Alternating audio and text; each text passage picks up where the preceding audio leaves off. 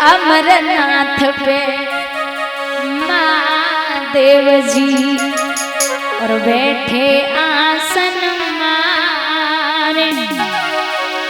हमारी कथा जब लगे सुनाने गौरा गोत्र पुरार उमा के पड़ गए सोता करा दे रो तोता उमा के पड़ गए सोता करा दे रो तोता।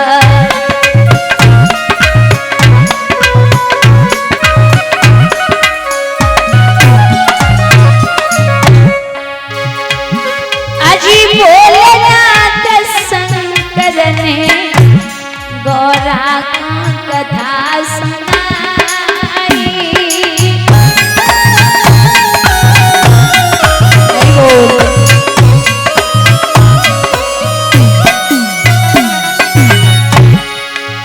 कथा हुई ना पूरी अरे नीलयमा कुमाई।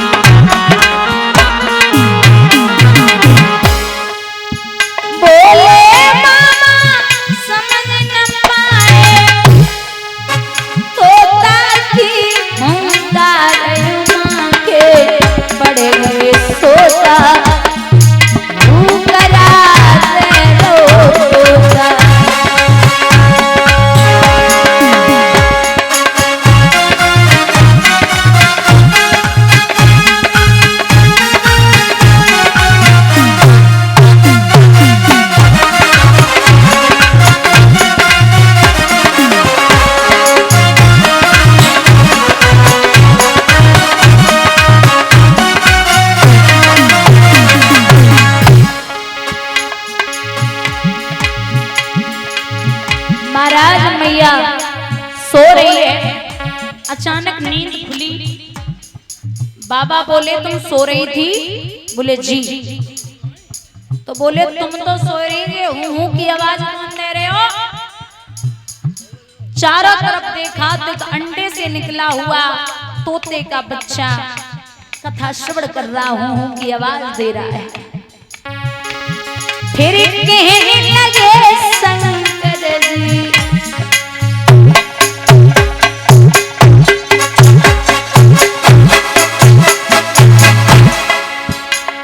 ये कथा सुनिए किसने,